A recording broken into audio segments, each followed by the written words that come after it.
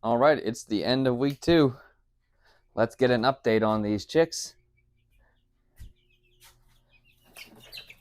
And as you can see, they've kind of outgrown their little container here, so it's time for an upgrade. And we'll get to it.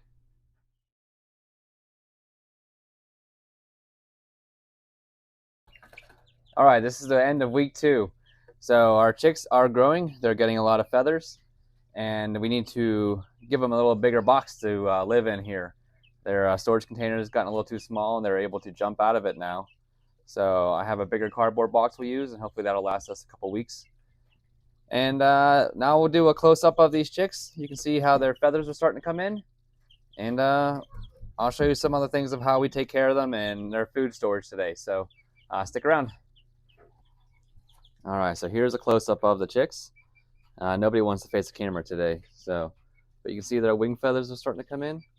They've all got tail feathers that are starting to pop out.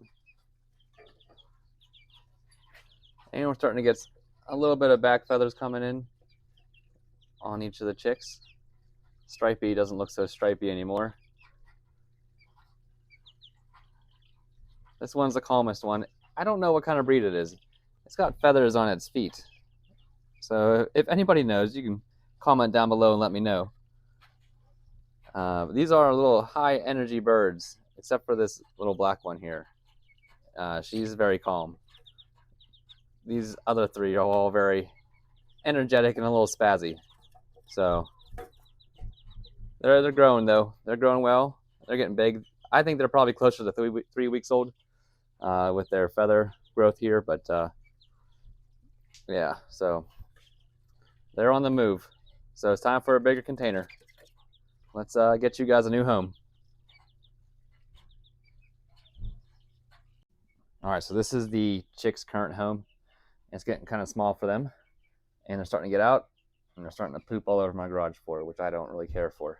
So we're gonna move them into this box, much more spacious, and we'll give them a little more room and keep them more contained.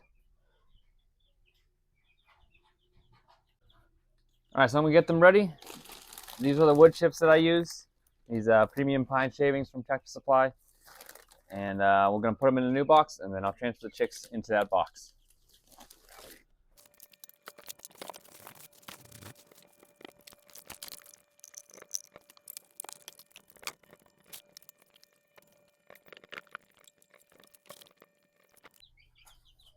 Here are the chicks in their new home. They've got a lot more space for activities, and it's a taller box, so they'll have a harder time jumping out of it for now. I'll eventually have to tape up the sides to make it a little taller. And you think they wouldn't be able to perch on these little thin pieces of cardboard, but they find a way.